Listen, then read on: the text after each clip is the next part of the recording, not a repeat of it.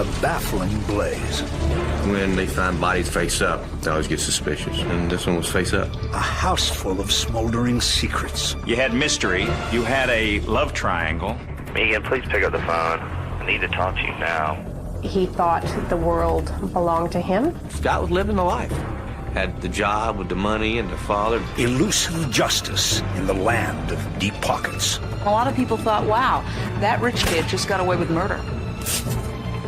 Two wealthy young men from powerful families caught in a deadly rivalry. Tonight, on Power, Privilege, and Justice. On a Tuesday night around 9 p.m., firefighters are summoned to a blaze in Atlanta's wealthy enclave of Buckhead. But this is no ordinary house fire. It looked like 50 feet or 60 feet, without exaggerating, of flames coming through the roof. It was a very, very hot fire. Experts believe that the fire burned at least to 1,800 degrees Fahrenheit. Firefighters immediately suspect arson and call the police. Oh, first got there, the fire department was calling all over the place. The house was still too hot. We couldn't go near the house. Adding to the mystery, the homeowner, 41-year-old David Coffin Jr., heir to a multi-million-dollar fortune, is nowhere to be found. As firefighters struggle to contain the blaze, Coffin's girlfriend, Megan Lee, hears the news from a friend and races to the scene.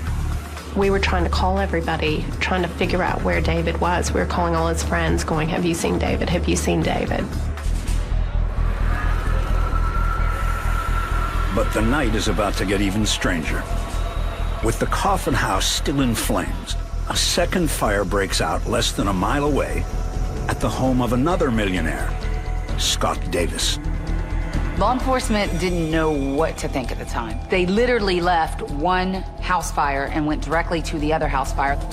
While firefighters quickly douse the second blaze, there's a grisly discovery back at the scene of the first one.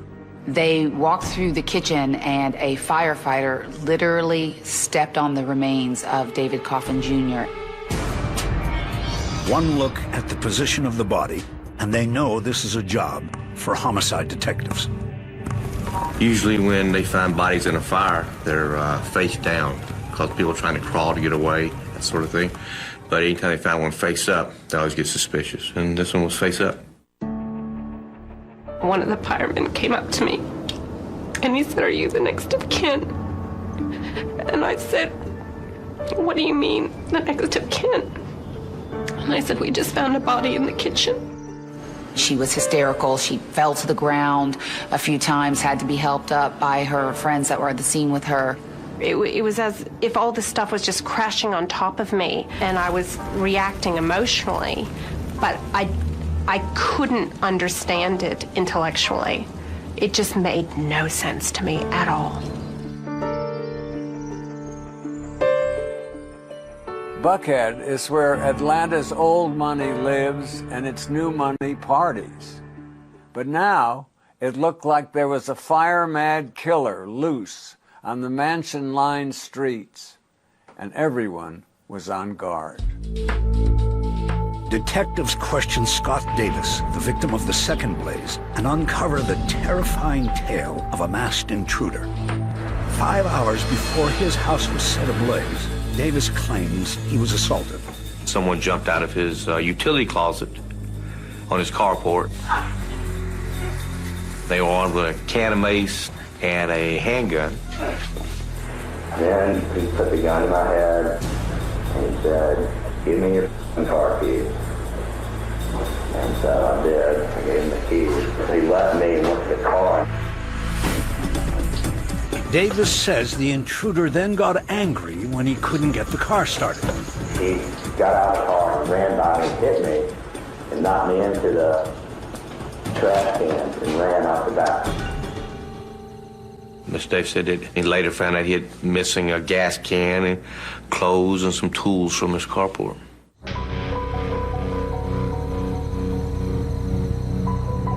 Davis thought the ordeal was over, but just as the sirens began to wail for the Coffin fire, the intruder returned. The masked man had come back to his home, this time with a handgun as well, had shot at Scott Davis and had set his house on fire. And I saw the guy getting over the fence in the back. You know, the guy who looked similar build to this other guy. And he got over the fence, and that's when I heard, you know, what I thought was a shot and a flash.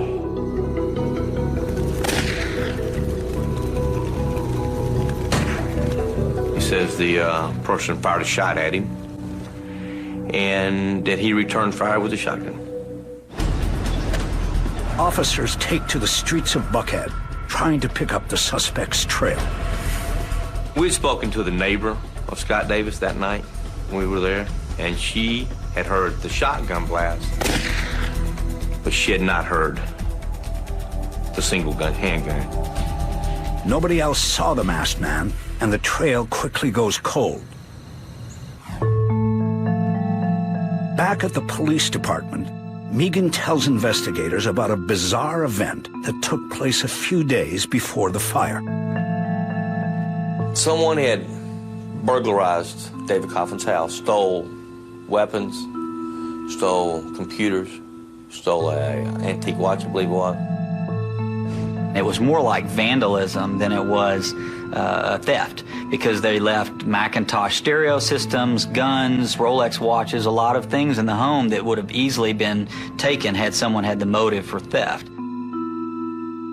When detectives question Megan about the second Buckhead fire, they're in for a huge shock. The surviving victim, Scott Davis, is her estranged husband. You know, I'm not Sherlock Holmes, but I think that the person who attacked Mr. Davis may very well be the same person that attacked and killed David Coffin. Taking Megan Lee out on a date didn't appear to be a particularly healthy endeavor. But there was far more to this story than met the eye. Fancy Buckhead was hiding an ugly little secret.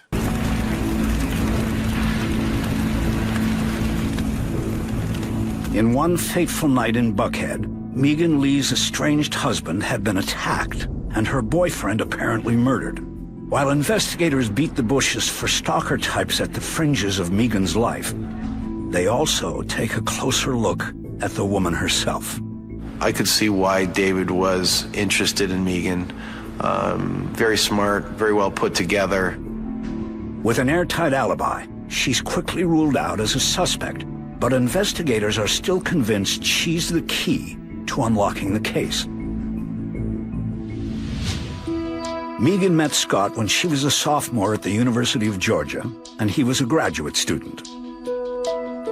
His father was a famous forensic psychiatrist. He had every opportunity. He grew up in the lap of luxury. He went to a private school, a very expensive school for high school. He went to college in North Carolina, and then he went to the University of Georgia to receive his MBA. Scott had everything he wanted whenever he wanted. I think he had a sort of exaggerated sense of entitlement. And what he wanted above all else was Megan.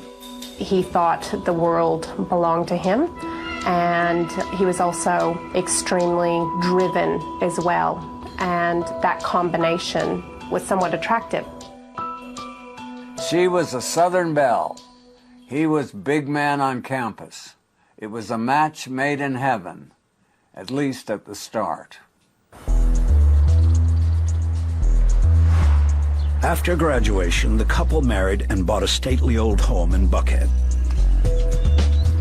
She got a job in marketing. He worked for Arthur Andersen, a top 5 accounting firm, and dreamed of a future in politics. Things seemed picture perfect. He had a beautiful wife, lived in the beautiful part of Atlanta, and had the job with the money and the father, the fame, and he's just, Scott was living the life.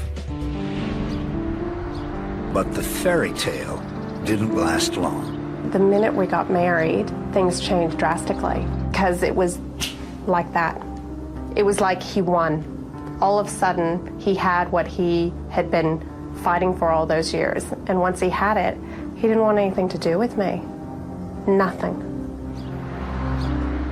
After just 2 years, Megan moved out, filed for divorce, and became smitten with a new man, David Coffin. Oh, he was gorgeous. He was just a really beautiful man, both inside and out. And we seemed to click on a lot of levels. And he was just a great person to be around after being in such a miserable marriage for so long. Coffin was a transplanted blue blood from Connecticut, heir to the Dexter Corporation, the oldest company on the New York Stock Exchange. But instead of sponging off the family fortune, David came to Atlanta to stake his own claim. David was out there looking for something to create or an enterprise to buy, maybe a fledgling enterprise and really make it big. Coffin invested in several environmental startup companies. Playtime was also very important to the wealthy bachelor. David came from a prominent background and had access to a lot of great leisure time activities. He enjoyed most of them, whether it was nice cars or hunting or skiing in the Alps. He loved to be outdoors, whether he was snow skiing, skeet shooting, working on cars, chasing girls. He was, I think, your typical successful single adult, and we had a lot of fun. He had an easy time meeting women. But Megan seemed different. I think David was excited about Megan because she was very pretty, intelligent, interesting to be with, someone that had confidence, that he could take her into any environment. But apparently, someone was jealous of Megan's relationship. As police continue to question her about the days leading up to the fire, she can only point the finger at her soon-to-be ex-husband. According to Megan, her new relationship with David had stoked Scott's jealous streak. Scott Davis thought of himself as privileged, but then his estranged wife begins dating someone who has a lot more money than he ever had. He was incessantly calling her. He was begging to have her back. He began to try to disparage David to me, saying, oh, you know, he's got a reputation of womanizing and you shouldn't be around people like that. Megan says that Scott was practically stalking her and produces a tape to support her claim. Megan, please pick up the phone. Look, I don't want to argue. I don't want to fight. Just please pick up the phone. Megan, please pick up the phone. Please pick up the phone. I need to talk to you now. Come on, I'm not trying to be mean. I just want to talk to you. Megan, please pick up the phone. Megan, I love you. I just want to talk to you. Please pick up the phone. You're killing me. Megan says Scott's calls reached a fevered pitch on the Saturday before David's death. It became ridiculous. He was calling 30, 40, 50 times that night. Most of the messages were, I know David is there with you. Why are you doing this? Why are you killing me? David stayed over at Megan's apartment that night. The next morning at around 11 o'clock in the morning, David returns home to his home in Buckhead, and he finds that it had been ransacked. The dog came out and started barking. Detectives bring Davis in for questioning. He gave a total different story than Megan did about where the relationship was at. He described it as that they were going to get a divorce and that it was really all right with him. He was really moving on with his life as well. I definitely still love Megan, but, I'm also, going out on dates and doing my own thing too. So I'm just trying to kind of move forward with my life and let her kind of do what she needs to do. But the detective isn't buying it and confronts Scott about Megan's relationship with David Coffin. Began talking to him more earnestly about what had happened. And it was in this process that Scott says, man, I didn't shoot him.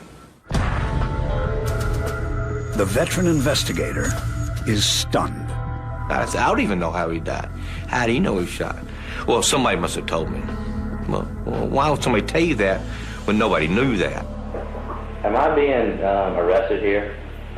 Arrested? I mean, when I came in here, I didn't think I was, being a suspect. I was coming in to report being victimized. Oh, you want to take a lie detector test? I'll have to ask my attorney about that one. The right thing to do is say, yeah, I'll take your lie detector test. I'll take any test you want to. That's the right thing to do. I want an attorney. It's just, he got agitated. That's about when he started asking for a lawyer. Sure enough, back in the smoldering ashes of the Coffin fire, forensic investigators find evidence suggesting that Coffin was shot. A 9mm handgun under the charred remains. Weapon was burned to a certain extent that you couldn't do a ballistic check on it. But a run of the serial number shows it's the same weapon stolen when David's house was ransacked. Detective Chambers is now convinced Scott Davis is a killer, but he needs proof. When I went for Scott, I wanted to have him. I wanted to have him, and I want to have him right. On paper, the case is beginning to gel, but for those closest to Scott Davis, it's hard to compute. The idea that somebody that I loved, that I'd been married to, was capable of this, that's not something you want to live with. And so I desperately wanted to try to find another scenario that could possibly fit. We've seen it happen many times before. An overprivileged fraternity boy from a powerful family gets in trouble, and the notion of justice for all vanishes. At this point, investigators probably thought they had their killer. No way they could have predicted the twists and turns the case was about to take. Investigators are convinced that Scott Davis killed David Coffin, but they're sorely lacking for hard evidence. Then, 3 days after the fire, they run the victim's phone records and make a shocking discovery. At the time of the burglary on Mr. Coffin's house, there was a phone call made from inside the Coffin residence to Scott Davis's house.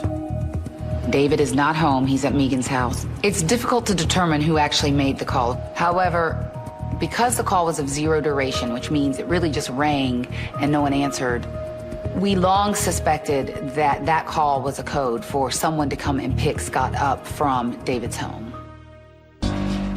Although investigators theorize that Scott Davis had help, the accomplice's identity eludes them.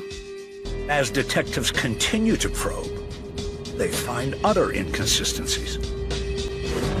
Scott had told us in our initial interview that he'd been at work on Monday. We went to Scott's employer, and we found out that Scott had actually called in sick on Monday. He had not been at work on Monday. Scott had told the police that he left work on Tuesday, the day of the fire, to get his car detailed. So we go to interview the person who actually detailed his car, and he advised that there'd been a dark red or dark brown spot on Scott's carpet in his car. He described it as looking like ketchup. Scott begins to unravel very quickly, and he engages in bizarre behavior, culminating in asking certain people to lie for him. With police turning up the heat, Scott asks a neighbor to lie about seeing him at the gym before the Coffin fire. The guy's like, but I didn't. Yeah, but I need you to tell him you did. So this freaks this guy out.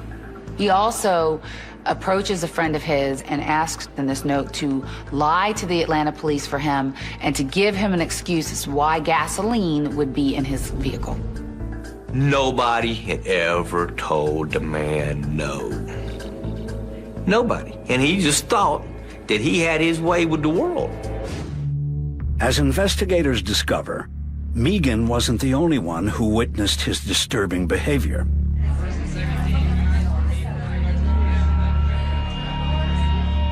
Days before the murder, he showed up at a dinner party, dressed in black from head to toe, and acting very strange. Scott never takes his coat off, he never takes his black gloves off.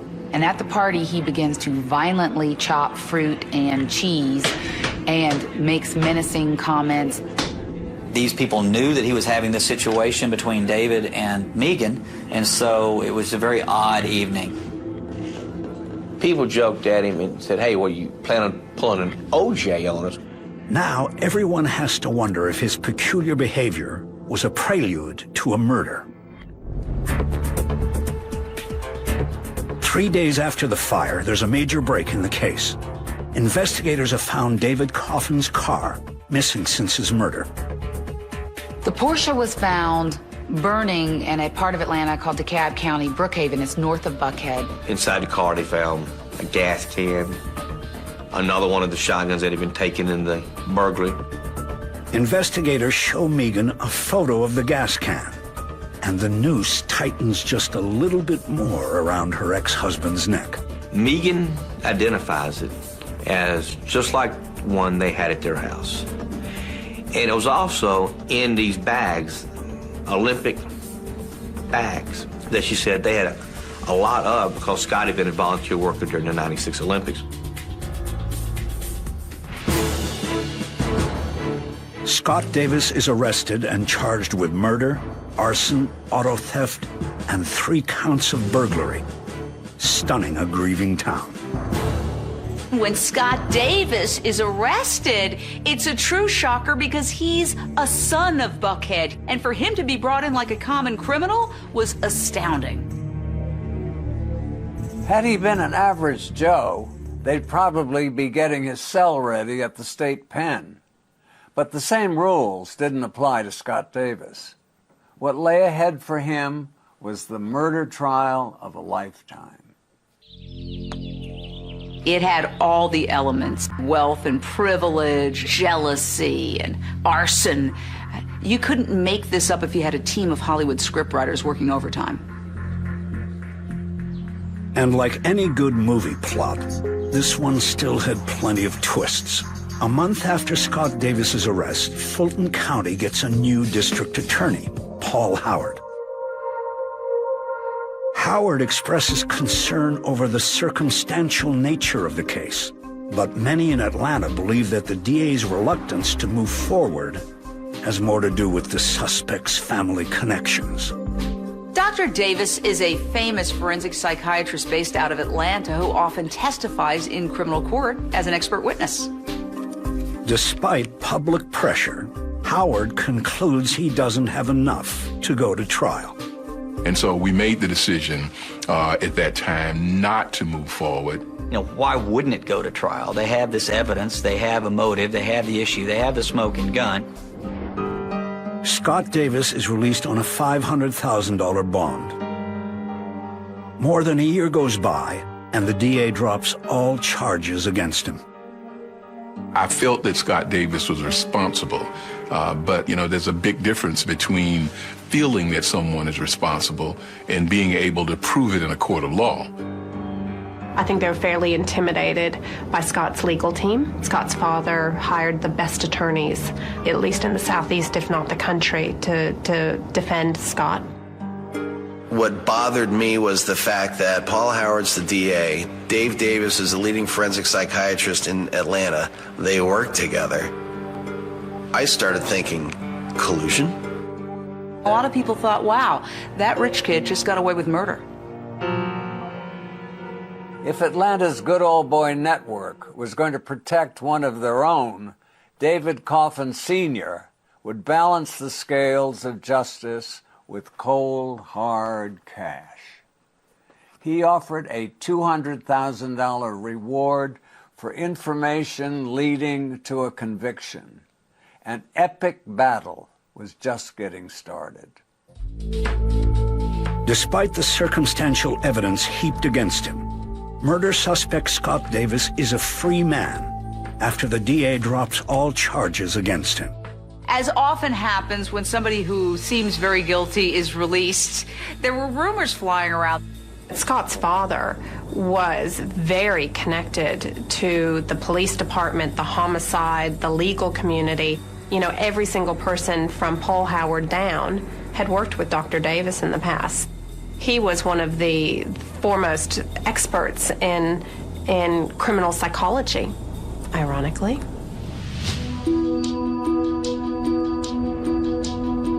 After Scott Davis is released from custody, Megan Lee finalizes her divorce and moves halfway around the world to Australia.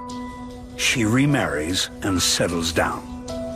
There's a fine line between love and hate, and I'm also keenly aware that in most domestic homicides, it's the woman that's killed, and that point has never been lost on me.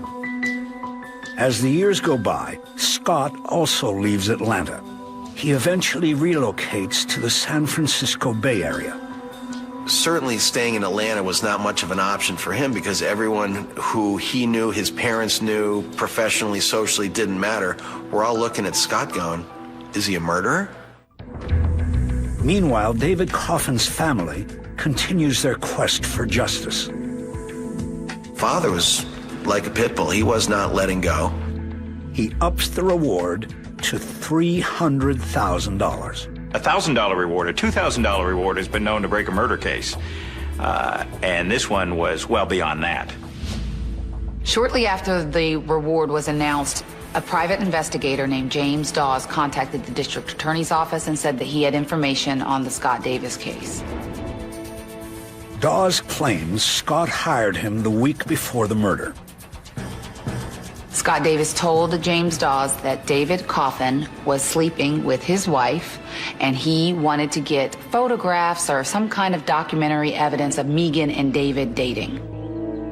Dawes offered to surveil Coffin over the weekend. Scott Davis told the PI that no, that was not necessary, that Scott would instead watch David's house for himself. That night, David slept over at Megan's apartment. Investigators suspect that Scott was watching them the whole time. Megan said that her and David had been involved in some, quote here, heavy petting, making out, that sort of thing. I think that was the point where that was the straw that brought the camel's back for Scott. Actually seeing that go on, it just sent him over the edge. And that's when he started, I believe, plotting and planning this crime. He admitted to Dawes that he was stalking the victim, that he was stalking the victim's home. He was checking out the victim's home. The case against Scott Davis is coming together. But if anyone can tear it down, it's his new superstar attorney, Bruce Morris. Bruce Morris is a very respected attorney here. Very cordial, smooth when you meet him, but tenacious, dogged, and doesn't give an inch when he doesn't want to. Scott Davis's attorneys threatened Dawes with legal action if Dawes came forward to the district attorney's office to give that information over. The legal fight lasts a little over 2 years. Finally, the judge permits Dawes to testify. But once again, the DA refuses to indict. You've avoided a murder indictment, despite a number of signs pointing straight at you. What do you do when things finally settle down? Well, you launch your political career, of course. There was this crazy recall election in California in 2003, and everybody and his brother was running. More than 100 people jumped into the race, including an adult film star, and it was crazy. I mean, an actor, Arnold Schwarzenegger running. It was just a wild event. Even Scott Davis throws his hat into the ring. And I thought, a weird case has just gotten a whole lot weirder. We were just amazed. When news of the Coffin case hits the papers, the candidate quickly withdraws from the race. Scott Davis's short-lived campaign focused on the virtues of organ donation, a peculiar pet cause for a murder suspect. Scotty's arrogance was about to finally catch up to him. A new prosecutor was preparing to take a run at him, and believe me, she was going to use everything she had. 8 years after David Coffin's murder, District Attorney Paul Howard establishes a new cold case unit and hires prosecutor Sheila Ross to head the team.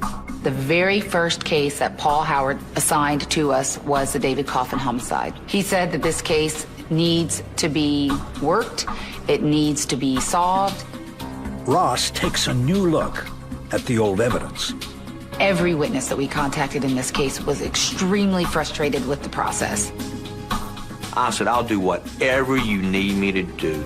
I said, but if you're going to get everybody's hopes up, mine, the Coffins, everybody else, just to turn around and walk away from it like the DA's office had done before, I said, I wanted no part of that.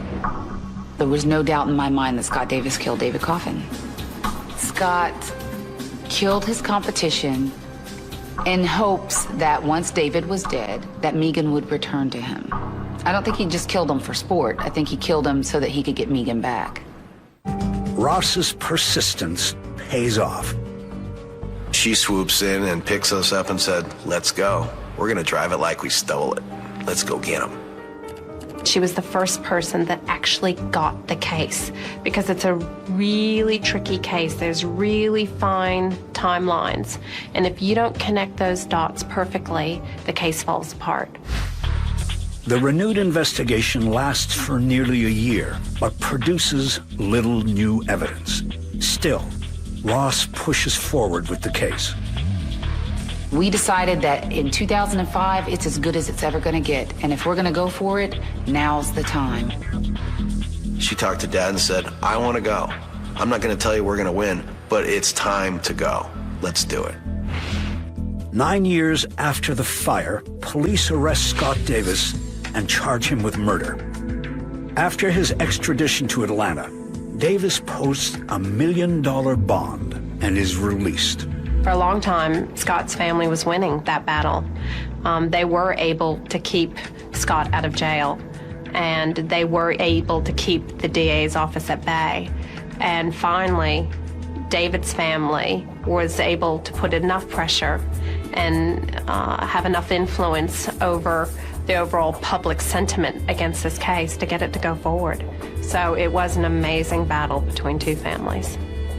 Just when it seemed this strange case couldn't get any stranger, more than 40 pieces of evidence, including the murder weapon, vanish from police custody. That's just lame. This is still an open murder case, and to lose evidence in a case, especially when you think you know the killer is out there walking around scot-free, it's embarrassing. Davis's lawyers immediately moved to have the case thrown out of court. We explained to the court, and as we tried to explain to the media, the losing of the evidence was obviously at our detriment. It wasn't at his detriment. The judge denies the motion to dismiss and orders the case to trial. For prosecutors, the first task is to convince a terrified Megan Lee to testify. I felt a real sense of responsibility to the Coffin family. And I felt like I had to do it for them. Because at the end of the day, I felt like David had died because he made a choice to date me. The Scott Davis trial was the hottest ticket in Atlanta. Megan Lee was ready to take the stand for the prosecution, and the defense had a surprise expert witness who would leave everyone gasping. After 10 years, this story would finally get an ending. On October 28, 2006, Scott Davis enters a packed courtroom to stand trial for murder. This case had it all: wealth, good looks, money, privilege, and murder. You had influence and affluence on the victim side.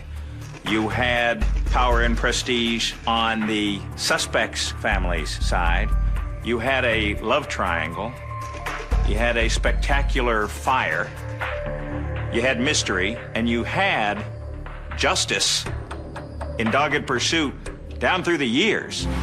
Scott Davis's defense team is led by attorney Bruce Morris, considered by many to be the best lawyer in the Southeast. We suited up for this trial like we were going to war. We knew that we were looking at very high profile, high powered, expensive, experienced Defense attorneys who would stop at nothing to get their client acquitted. Gentlemen, that is a man... Ross opens the prosecution's case by calling Megan Lee to the stand. She's the Helen of Troy. She's the face that launched 1,000 ships. Over the course of 3 grueling days, Megan testifies about her failed marriage and Scott's fixation with the new man in her life. I couldn't breathe and felt intense anxiety. Really, really scared to be in the same room as Scott and his family and facing them.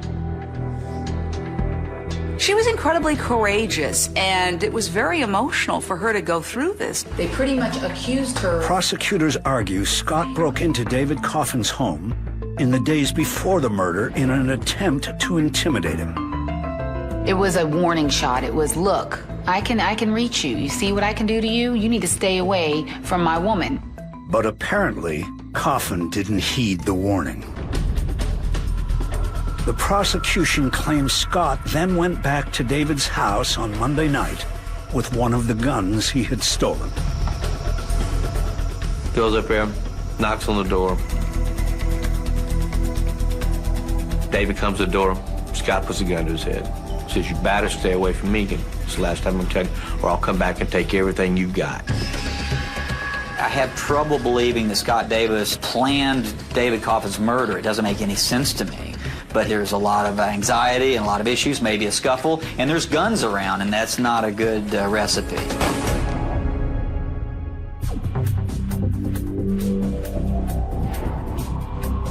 Investigators contend Scott returned the next night and set the fire to eliminate evidence.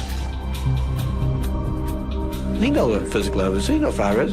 How do you get rid of it? You burn it. Goes back and sets the house on fire on Tuesday night. With little left to work with, the defense shocks the courtroom with a surprise witness, Scott's father, Dr. Dave Davis. Out of nowhere, he provides his son with an alibi. I remember I was watching the news, and he talked to his mother while I was watching the news. He stayed about 30 or 40 minutes, and then he left. It's the first time Dr. Davis has mentioned this to anyone. Dr. Davis testified his son was actually with him at his house watching the local news.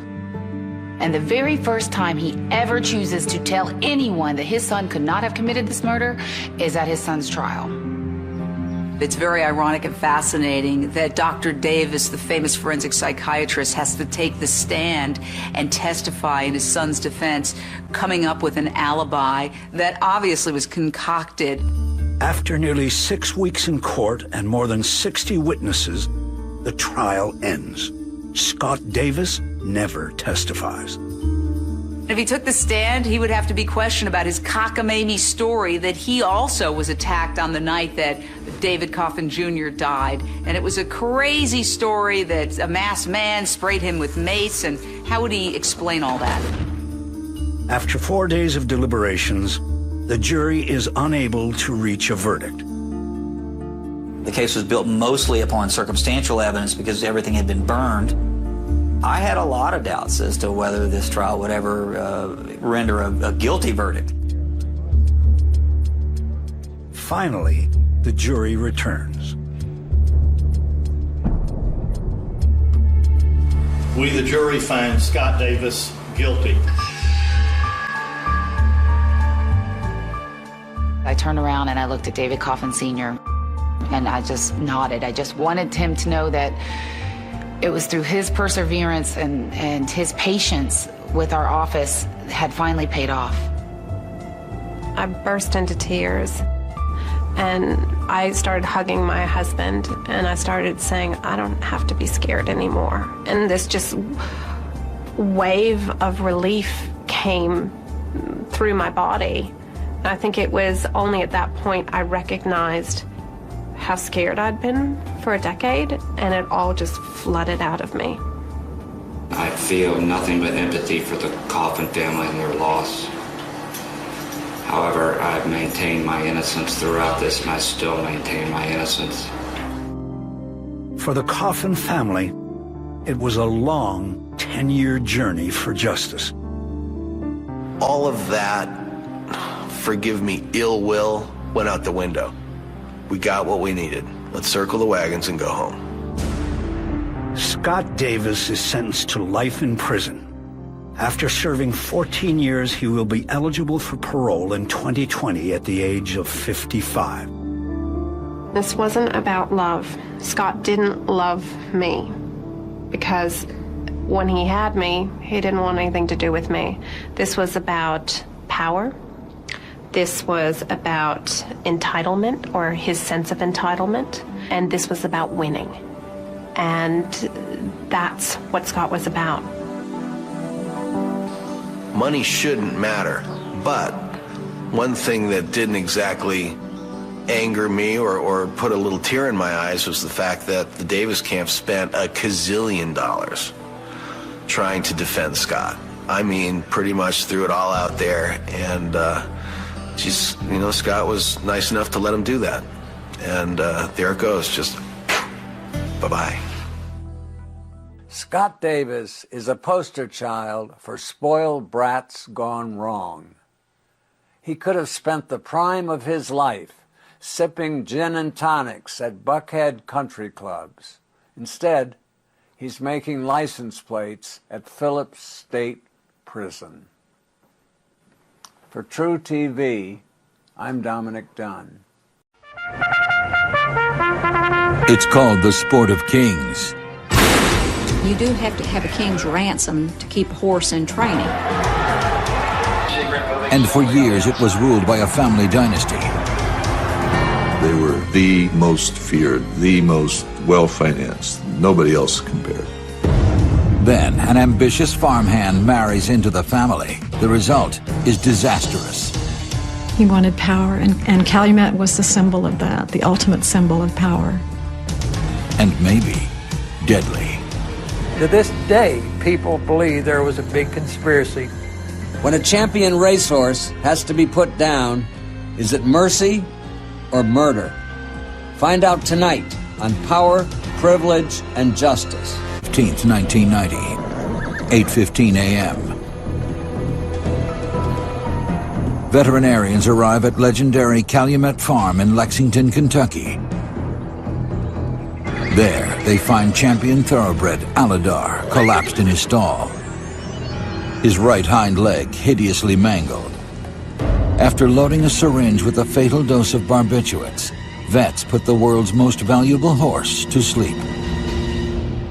Before it was over, the investigation of Aladar's death would involve much more than the passing of a champion racehorse. It would involve the greedy schemes of a poor farmer's son muscling his way into the world of Kentucky bluegrass aristocracy.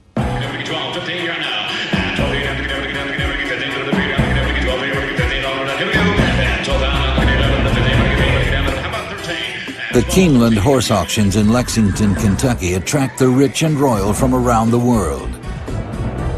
When the Learjets touch down at Lexington's Bluegrass Airport, it signals the beginning of a buying spree that can empty the pockets of millionaires. Buyers pay millions of dollars for untried colts. And so there was a feeling that there was no limit, and let's go for it. A single horse with the right bloodline can go for $5, $10, even $15 million. Behind the cascade of dollars is the dream of glory. The dream that one of these thoroughbreds will become a champion. The stakes are high, and so are the odds. You can use smart management techniques and still lose. In fact, a great joke says the best way to take $1 million out of the horse game is start with $100 million. But first, you have to have $100 million. And amid the lush and spectacular horse farms that dot the bluegrass hills around Keeneland, there are plenty of people who do. When they're not raising and racing horses, they're raising cocktail glasses on a high society party circuit that rivals Palm Beach and the Hamptons. Lexington combines the races with the social season, and it carries through from the opening day of Keeneland in April to the Kentucky Derby, which is in Louisville. For more than 100 years, it's been a world of money, glamour, and glory, reserved for the lucky few who, like their horses, were born with the right bloodlines. It was the kind of world that a poor sharecropper's son like J.T. Lundy could only dream about. But J.T. Lundy wasn't content with dreaming. He wanted in, and before he was done, he would bring that world to its knees. I think Lundy wanted something better, wanted to be part of the inner circle, the gleaming white fences and beautiful barns that were part of the fabled Lexington bluegrass aristocracy. At the very top of that aristocracy was the world's most prosperous thoroughbred farm, Calumet. Calumet was the crown jewel of horse racing. Its horses had won racing's greatest prizes, 2 Triple Crowns and 8 Kentucky Derbies. It's the second Triple Crown for Calumet Farms and the second for Eddie Arcaro. Calumet was the quintessential horse farm. There was nobody who did it any better. You can compare it with the New York Yankees. The farm's citation was racing's first $1 million horse.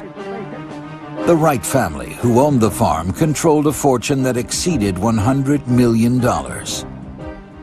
They were the most feared, the most well-financed, the most talented.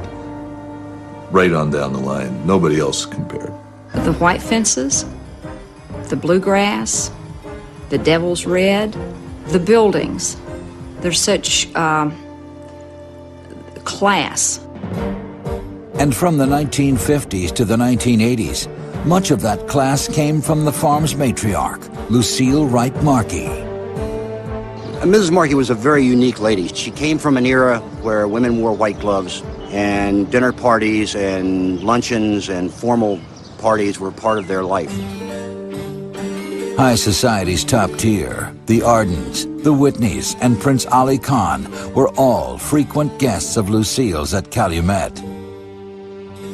She was considered one of these social butterflies. I mean, she knew all of the big names in the business. Lucille held fast to the traditions of a more genteel time and made sure that Calumet remained a steadfast symbol of Southern wealth and class. She just was a very classy person that came from an era where class was, and gentility were part of form. And without that, you just didn't belong. Having grown up down the road from Calumet and passed by it on my way to school every day, and it was just one of the icons of the thoroughbred industry. It's not surprising that many locals grew up with dreams of making their mark at Calumet. The combination of classy horses and classy folk at Calumet drew the attention of a young J.T. Lundy. Though far from a Kentucky blue blood, J.T.'s passion was thoroughbreds. He was a country type of a horseman. He was not a refined horseman. He knew his way around a horse. He knew his way around a farm. His big dream, his obsession, was to run Calumet. But he was such a long way from, drinking juleps on the porch, but yet he had these dreams. He was going to get there somehow. The idea of a blue-collar guy like J.T. Lundy ever getting control of a blue blood institution like Calumet Farm was a long shot. But Lundy wanted it so badly he could taste it, and he found a way to improve the odds.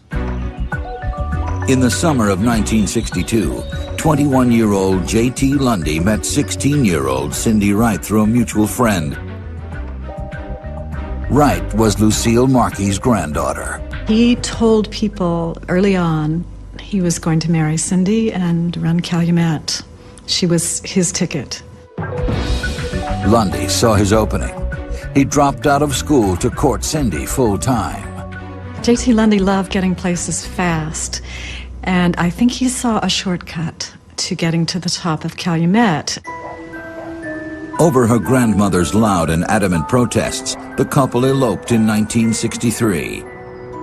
The new Mrs. Lundy may have been the only person in Kentucky not suspicious of her husband's motives. He had married Cindy to get in position, waiting for Mrs. Markey to die so that he would become the manager of Calumet Farm. But Lundy was a tempestuous soul, prone to loud outbursts and tirades. JT was not a polished individual. He was considered crude. He never wore a suit and tie. He was a good old boy. He would rather go down here and eat fried chicken than go to the country club and play golf. Lundy may have lacked sophistication, but he didn't lack ambition. He immediately began grooming himself to take over Calumet and wasn't afraid to let people know it. He says, Margaret, I'm going to take my trainer's exam today. I said, what for, JT? You're not going to be a trainer. He said, well, if you're going to run Calumet Farm, you've got to know everything there is to know about a horse. But Lucille Markey refused to allow JT and Cindy to have anything to do with Calumet. She thought they were like the Beverly Hillbillies and didn't want to have them around with her fancy friends. Undaunted, JT borrowed money to purchase his own farm, a 318-acre breeding and boarding operation just up the road from Calumet. He was willing to bide his time, knowing that eventually Calumet would pass to the family he had married into. For 2 decades, Lundy tracked Calumet's every move and waited for Lucille to die.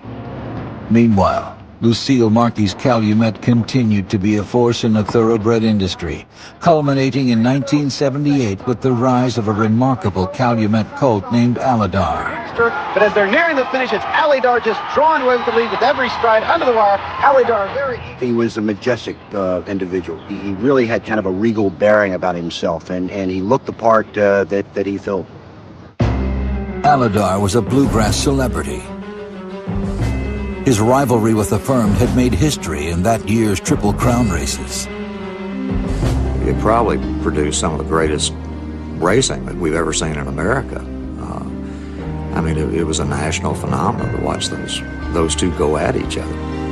Though his rival won the Triple Crown, Aladar had no rivals when it came to fathering champions.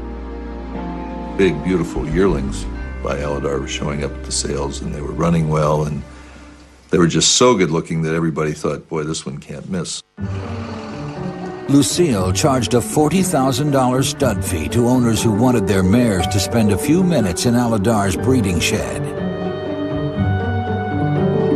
So far, Lucille Markey had managed to not only keep Calumet among the top farms, but also keep her granddaughter's husband, J.T. Lundy, out of the family business. But Lucille was 90 years old. It was only a matter of time before J.T. got his chance.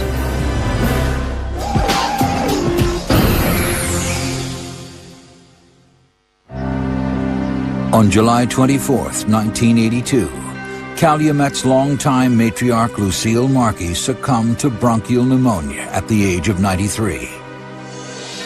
Family and friends were devastated. J.T. Lundy was elated. J.T. harbored great resentments against his wife's grandmother. And the story was that after Mrs. Markey's funeral, he stayed around to urinate on her grave. Curiously, none of Lucille Markey's heirs wanted anything to do with running a horse farm, and J.T. knew it.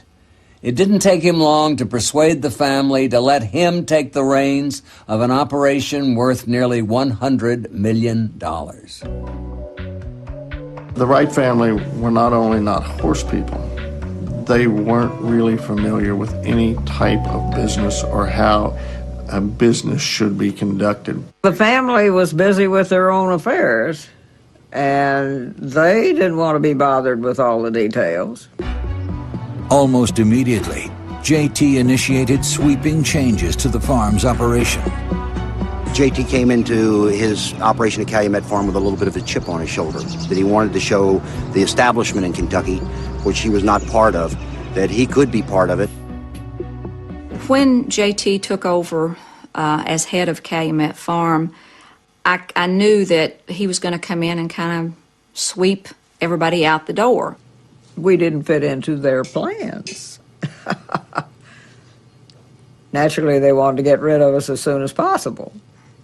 JT also launched into a flurry of high-stakes ventures. To improve Calumet's breeding operations, JT bought and sold dozens of horses. For a single unproven stallion, he spent $25 million. Before long, he had over 100 Calumet horses racing at myriad tracks across the country.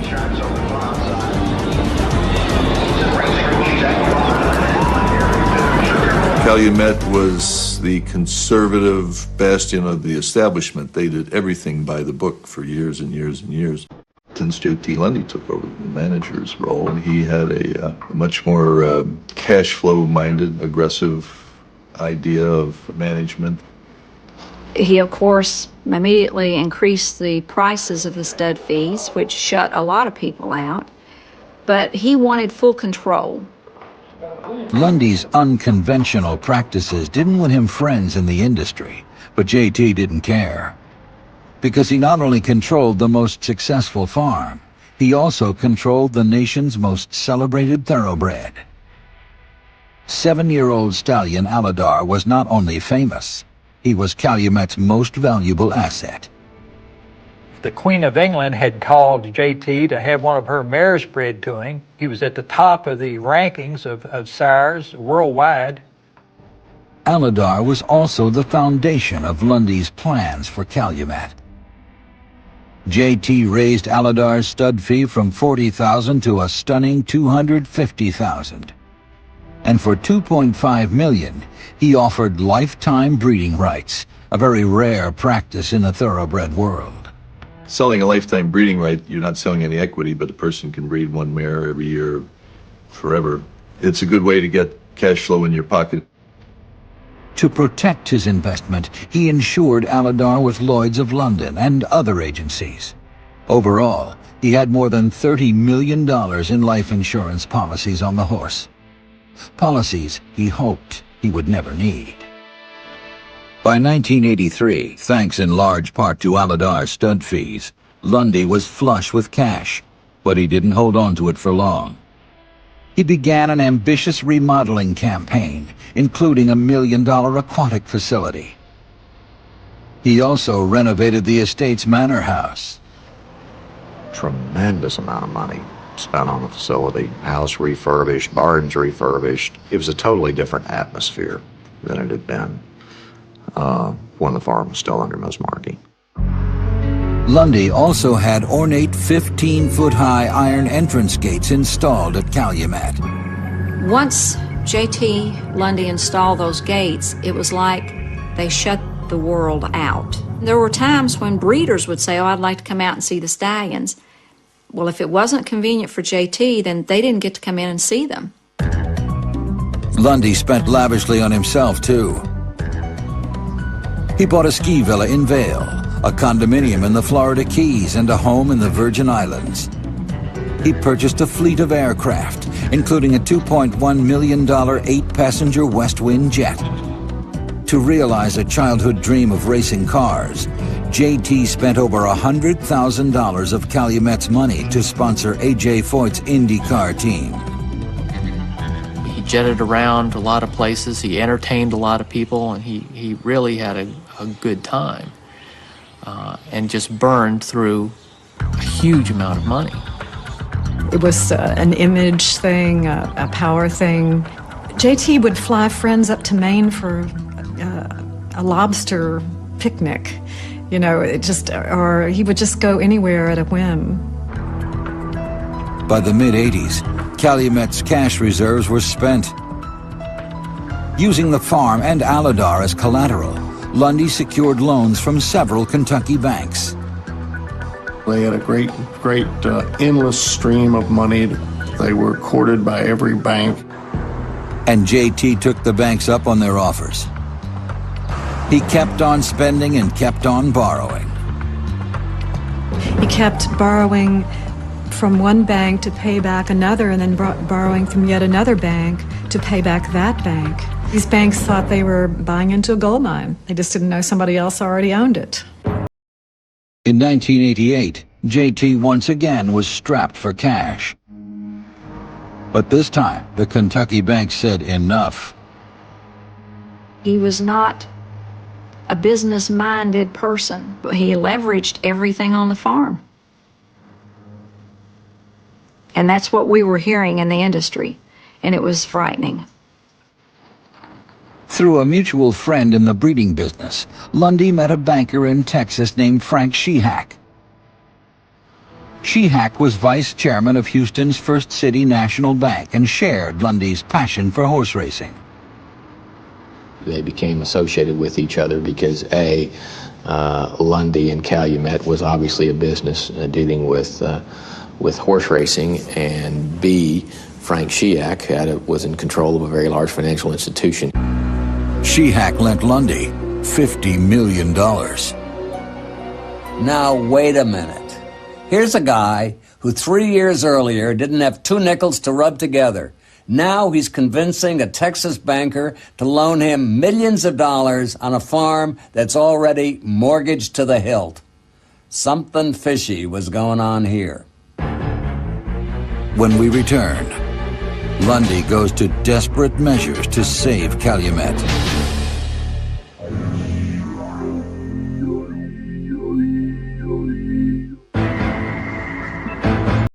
On September 20th, 1989, J.T. Lundy received a 6-page memorandum from Gary Matthews, Calumet's chief financial officer. According to Matthews, the farm was $100 million in debt and dangerously behind on loan and insurance payments. For 7 years, J.T. Lundy had enjoyed power and riches beyond his wildest dreams. Now, thanks to his mismanagement and colossal overspending, the once mighty Calumet farm was going down the tubes.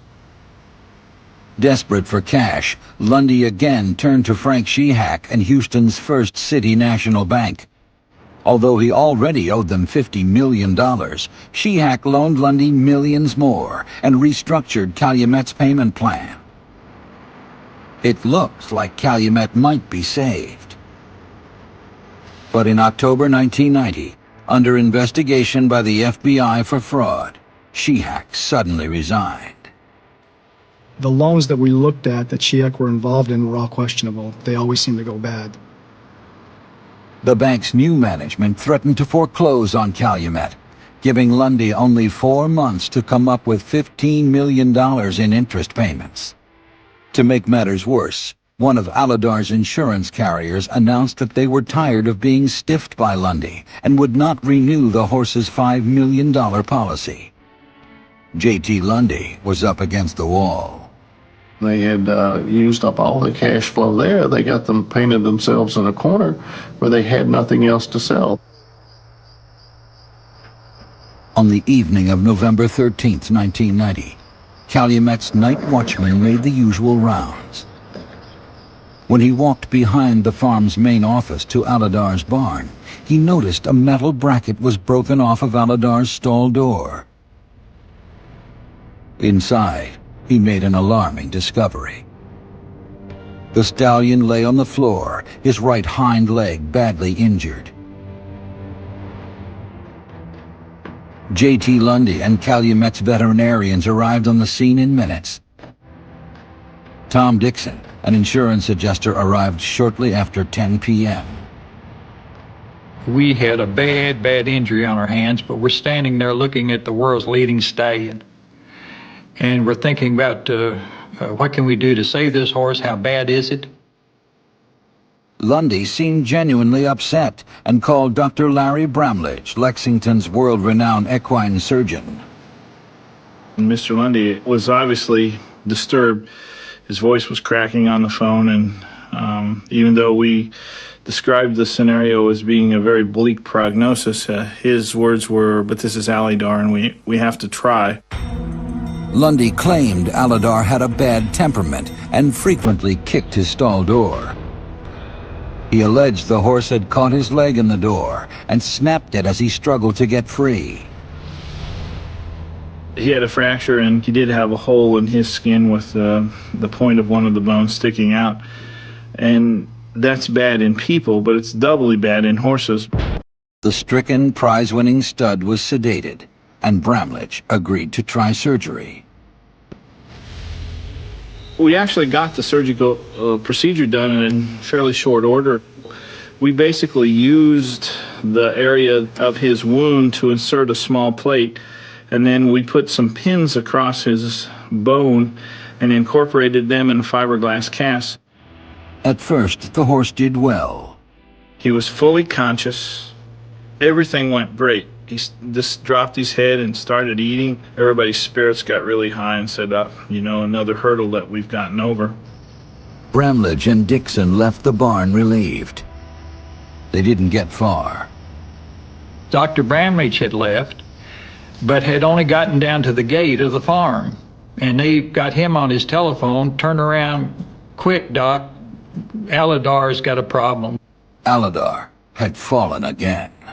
He tried to move across the stall and slipped and fell with the cast on, and he had fractured, this time, the bone in his thigh. With a second fracture in the same leg, they were out of options. They were waiting for my final okay because I was there representing the insurance companies. They said, well, we've only got one choice. I said, well, let's do it. As the horse lay there in his stall, in obvious pain, the mighty champion Aladar was put down. It's just a matter of giving them an overdose of anesthetic. They just sleep away.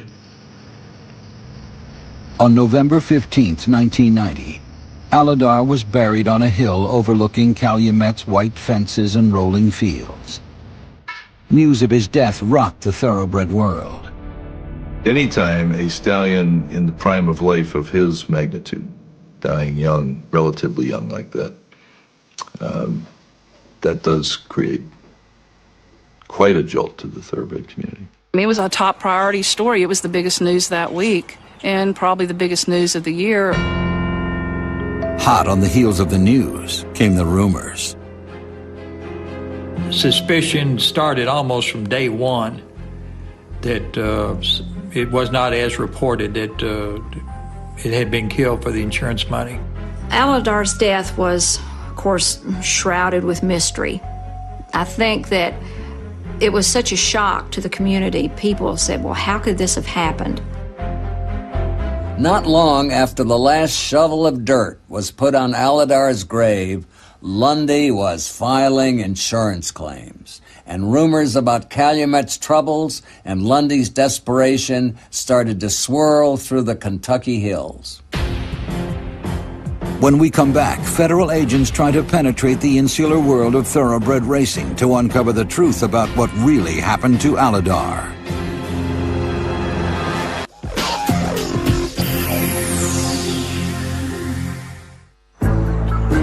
It was December of 1990, 1 month after the death of Aladar.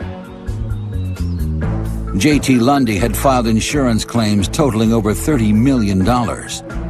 It was money he desperately needed to keep the banks from foreclosing on Calumet. Believe it or not, despite the rumors, the suspicious timing, and JT's reputation as an opportunist, the insurance companies paid out within a month. I ask people three things when they come up with their theories. Were you there the night the horse injured himself? Were you there the morning we did the surgery? Were you there when we put the horse down? Now, if you can't say yes to all three of those, you don't know what you're talking about. The payout totaled a staggering $36.5 million, the largest ever thoroughbred insurance settlement. The money enabled Lundy to make the $15 million payment First City Bank of Houston was demanding, as well as keep some other creditors at bay. But without the cash Aladar was bringing in, it wasn't long before Lundy again found himself in financial trouble. We reviewed the books. We saw there were just no money, no cash flow. On April 3rd, 1991, J.T. Lundy abruptly resigned as president of Calumet and left Lexington for good. It was like Mr. Lundy threw his hands up and said, I quit, wasn't my fault. But whose fault was it? It looked like the story of J.T. Lundy and Calumet was over. But Aladar's ghost would haunt Lundy for the next decade. On July 11th, just 3 months after Lundy abandoned it, Calumet, the world's most storied thoroughbred farm, filed for bankruptcy. The horses were sold, and plans were made to auction the 830-acre estate. Before JT took over, the farm had $93 million in assets.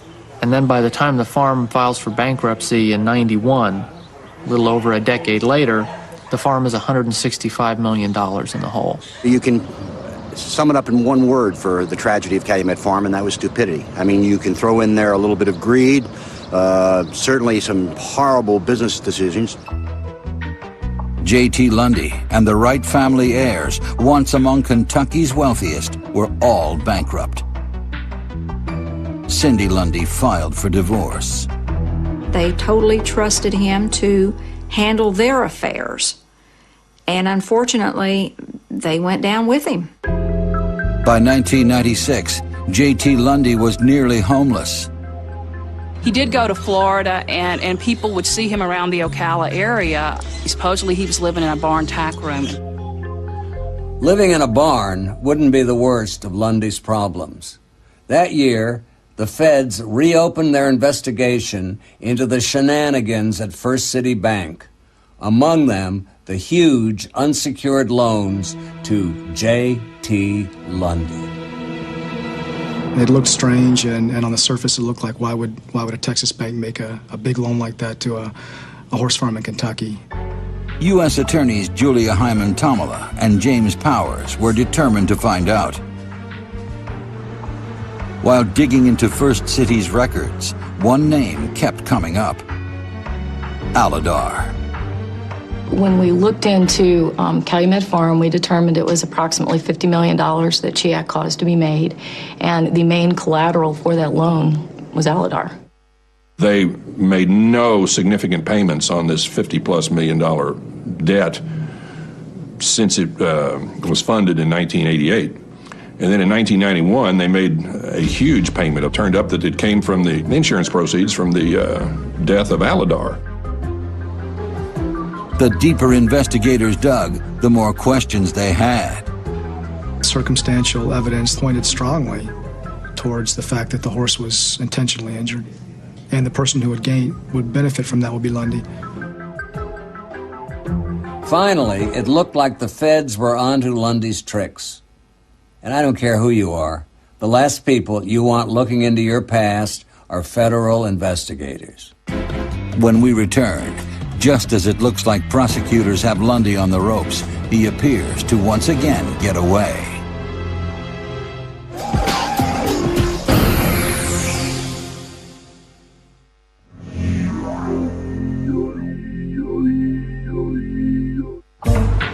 In the summer of 1997, federal investigators traveled to Lexington looking for leads on the mysterious death of Aladar. Investigators were determined to prove Aladar's death was a desperate act of murder. But they were frustrated that not everybody saw it their way. There was a question as to whether it's possible that someone could have purposely created the fracture in Aladar's limb, and I didn't believe them, nor do I believe today that that's the case. I think it was a stall accident. The government seemed to be convinced that J.T. Lundy had killed the horse for the insurance money. And if he was involved in anything like that, that night he should get the Oscar and the Emmy in one night. I mean, if he was putting on, he was doing a good job of it. With locals disputing their allegations, the feds turned to an outside expert, MIT professor Dr. George Pratt. I mean, my basic conclusion is the bracket found in the aisle was a plant. If Aladar had sheared those bolts by a kick them inside the stall, the lip of metal would have been pointing towards the outside of the stall. In reality, the lip of metal was pointing more or less into the stall. Pratt's report concluded that Aladar's injury couldn't have been the result of kicking. who did a calculation on the force that would be required to shear those bolts off. So a horse couldn't do it. This was not a flimsy door. Pratt and investigators had a pretty good idea how Aladar's injury could have occurred. Someone might have put a rope around the back leg, put it out through the stall, the grating in the stall door, and pulled his leg up and made the horse fall. Many vets told me that a horse with a spiral fracture like that to Aladar's leg had been hit by a truck. So it's obvious that he didn't simply kick the stall door. Something else happened. While there were several theories, they were all mere speculation. There's really no direct evidence of the injury itself because everything had been destroyed. With little else to go on, investigators again traveled to Kentucky to try to find someone who would talk. Finally, they located Alton Stone, the night watchman on duty the night of Aladar's injury. He was working construction in Bardstown, Kentucky, and I told him who I was. The way he looked, the way he reacted, you could tell there was something he was hiding. During his interview, Stone revealed some troubling facts. We came to find out that he was not even supposed to be working that night. Why Alton Stone was there instead of Harold Kipp, the regular night watchman, really became suspicious. Agents also caught Stone in a lie. Alton made such a point that he was the one that found Aladar. The horse was sweating, was in distress, and it was very dramatic the way he described it. And yet, later, we find out, in fact, Alton was not the person who found Aladar.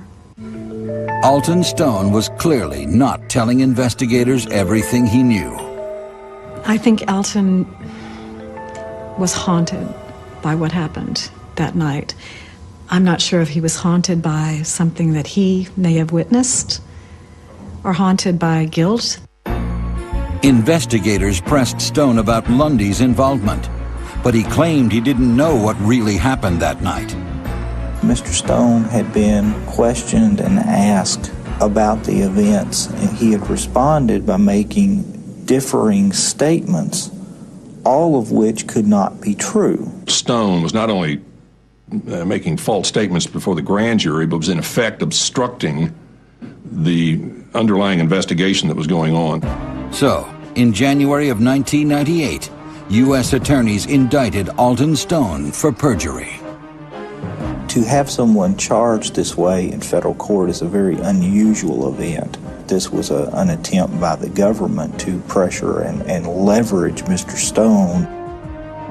At his perjury trial, Stone still didn't crack. He was convicted and sentenced to 5 months in prison. Who knows? Maybe Lundy had gotten to Alton Stone. But the prosecutors weren't giving up. They headed back to Houston and came up with a new plan of attack. In March 1999, a federal grand jury indicted J.T. Lundy on charges of bank fraud in connection with First City Bank. When Lundy's trial began on January 19, 2000, he was confident. Lundy's defense was simple. That is, look, I'm a good old boy horse trader, and yes, I had some business dealings with Frank Shiak on the side, but they didn't have anything to do with whether or not the loan was made. The prosecution struggled to make a complicated case easy for the jury to understand. Among other things, they introduced evidence that Shiak had received breeding rights worth $125,000 to a Calumet stallion for $1. Proof, they argued, that Shiak accepted bribes to loan the farm money. The prosecutors introduced Gary Matthews' September 1989 memorandum to JT as evidence. In pretty clear, concise King's English, Mr. Matthews suggests that because of Mr. Shiak's position in the bank, that Mr. Lundy might want to think about bribing him. The defense's counter-argument was strange, to say the least. They argued J.T. Lundy wasn't smart enough to perpetrate fraud and bribery. Lundy's defense strategy was, look, we were hoodwinked by Frank Shiak. J.T. Lundy is a nice man with good intentions. I also think he's dumber than a bucket of hair. Confident of an acquittal, J.T. Lundy didn't take the stand. But when the jury retired on February 7th, 2000, it took them less than 2 hours to reach a guilty verdict. The Fed's dogged pursuit of J.T. Lundy had paid off. It looked like he was on his way to prison, but on fraud charges, not for killing the champion horse. After he was convicted, he seemed very upbeat, like he expected that things were still going to work out and everything was going to be okay. When we return, J.T. Lundy gets a big surprise at his sentencing.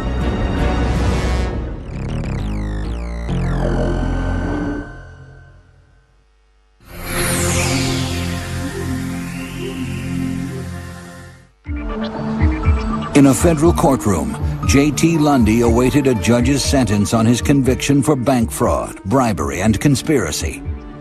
But prior to sentencing, Lundy's prosecutors announced that they weren't done with Lundy just yet.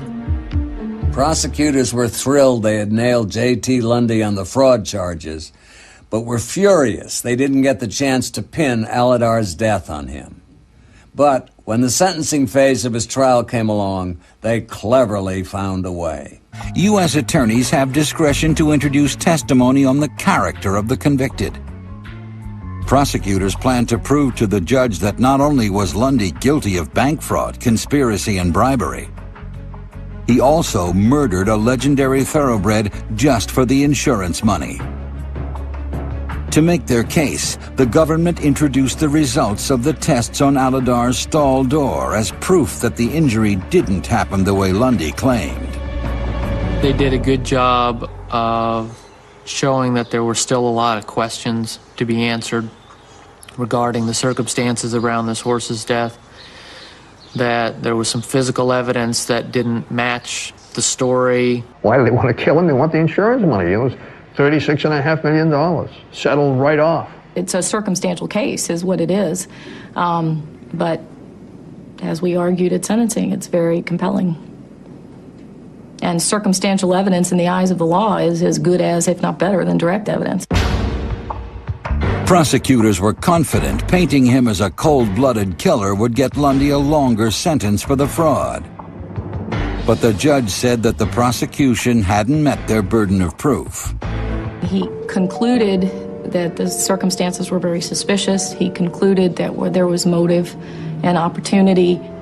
His public pronouncement from the bench was that the circumstances surrounding the death of the horse were extremely suspicious, but he wasn't. He had gambled big.